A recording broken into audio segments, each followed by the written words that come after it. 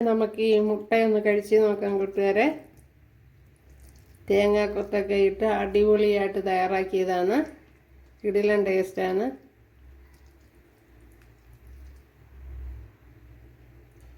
എന്തല്ല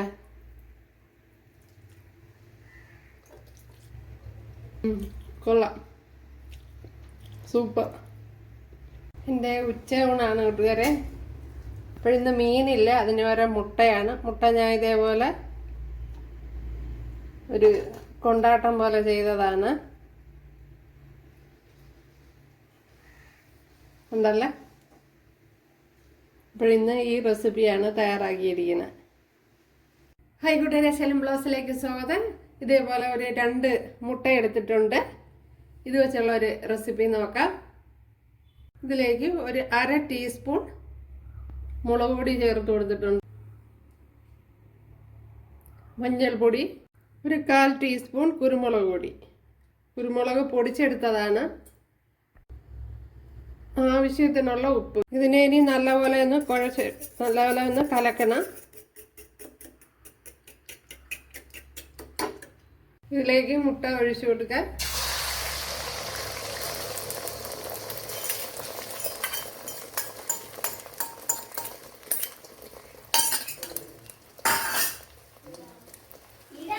അപ്പോഴേ എഗ്ഗിനെ ഇതേപോലെ ഞാൻ ഉരുട്ടി എടുത്തിട്ടുണ്ട്. അപ്പോഴേ ക്യാമറ ഓഫായി പോയി. എന്നിട്ട് ഇതിനെ ഇതേപോലെ ഒന്ന് കട്ട് ചെയ്തെടുക്കാം.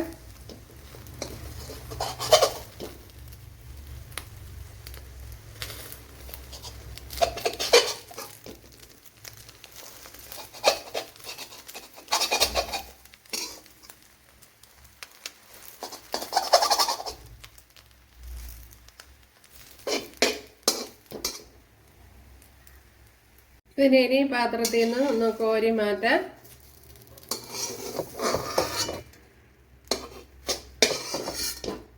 ഒന്ന് ചുരുട്ടി എടുക്കണം. ഇങ്ങനെ മടക്കി എടുത്താൽ മതി. അല്ല, വെന്ത് കഴിഞ്ഞാൽ അങ്ങ് മടങ്ങി വന്നോളും.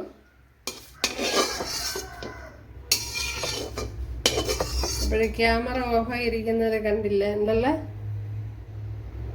അപ്പോഴിതേ ചട്ടിയിൽ ഇതേപോലെ ഒരു പീസ് ബട്ടർ ചേർത്ത് കൊടുത്തിട്ടുണ്ട്. അപ്പോഴിനി ഇതിലേക്ക് നമ്മുടെ 1 ടേബിൾ സ്പൂൺ ഇഞ്ചി വെളുത്തുള്ളി പേസ്റ്റ് ചേർത്ത് കൊടുക്കുക. ഒരു ശകലം കറി ലീവ്സ് കൂടെ ചേർത്ത് കൊടുക്കുക.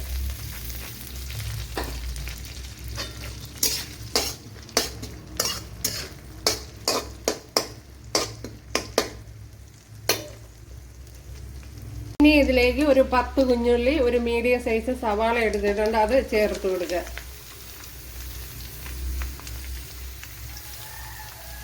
വളരെ തിന്നായിട്ടാണ് അരിഞ്ഞെടുത്തിരിക്കുന്നത്.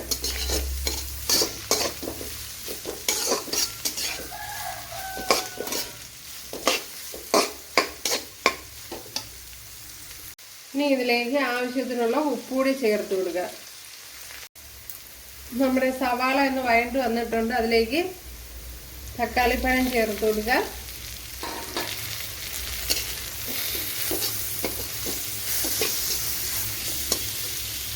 ഇതിലേക്ക് മഞ്ഞൾപ്പൊടി ചേർത്ത് കൊടുക്കുക. 1 ടീസ്പൂൺ മുളക് പൊടി ചേർത്ത് കൊടുത്തിട്ടുണ്ട്. മുളക് പൊടി ആണെങ്കിൽ കുറച്ചുകൂടെ ചേർത്ത് കൊടുക്കുക. ഓക്കെ, അപ്പോൾ 1 ടേബിൾ സ്പൂൺ ചേർത്ത് കൊടുത്തിട്ടുണ്ട്. 1 ടേബിൾ സ്പൂൺ മല്ലിപ്പൊടി. അപ്പോൾ 1 ടേബിൾ സ്പൂൺ മുളക് പൊടി, 1 ടേബിൾ സ്പൂൺ മല്ലിപ്പൊടി, 1/2 ടീസ്പൂൺ കുരുമുളക്. ഇതുകൂടെ ചേർത്ത് നല്ലപോലെ ഒന്ന് ഇളക്കി യോജിപ്പിച്ച് കൊടുക്കണം.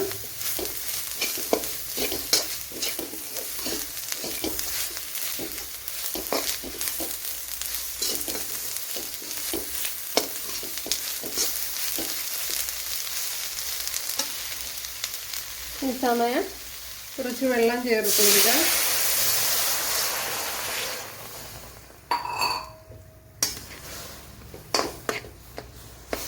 ഇനി ഇതൊന്ന് അടച്ചു വെച്ചിരിക്കാം.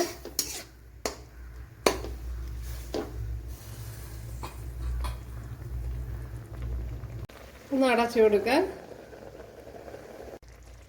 ഇനി 1 ടീസ്പൂൺ റെഡ് ചില്ലി സോസ് ചേർത്ത് കൊടുക്കുക.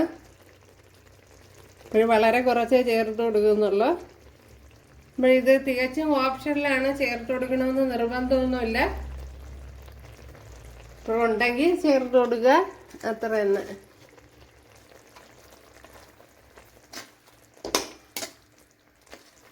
പിന്നെ തക്കാളി സോസോ കച്ചപ്പോ ഉണ്ടെങ്കിൽ ചേർത്ത് കൊടുക്കുക. ഇനി ഇതിലേക്ക്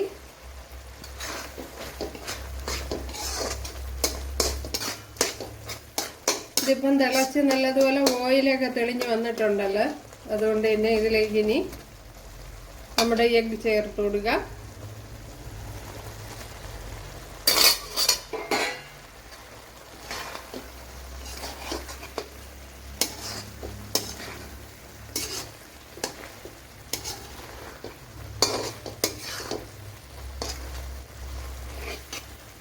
അപ്പോൾ കിണ്ടി ഇട്ട് ഉടച്ച് കളയല്ലേ.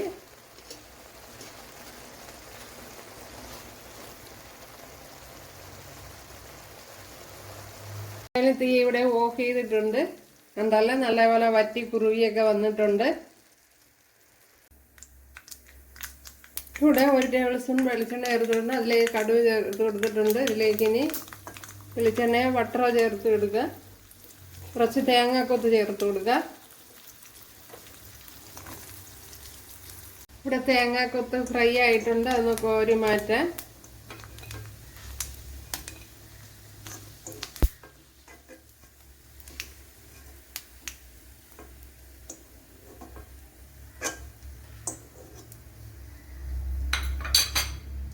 ഇനി ഇതിലേക്ക് കുറച്ച് കറി ലീവ്സ് ചേർക്കുക.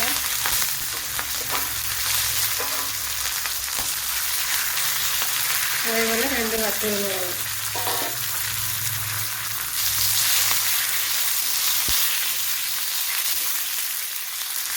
കണ്ടല്ലേ, അപ്പോഴൊരു അടിപൊളി റെസിപ്പിയാണ്. കൂട്ടുകാർ ചെയ്ത് നോക്കുക, തീർച്ചയായിട്ടും ഇഷ്ടപ്പെടും. അപ്പോൾ കൂട്ടുകാർക്ക് ഇഷ്ടമായാൽ ഒന്ന് സബ്സ്ക്രൈബ് ചെയ്ത് സപ്പോർട്ട് ചെയ്യുക. അപ്പോൾ അടുത്തൊരു വീഡിയോ ആയിട്ട് കാണാമെന്ന് പറഞ്ഞുകൊണ്ട് എല്ലാവർക്കും താങ്ക്സ്.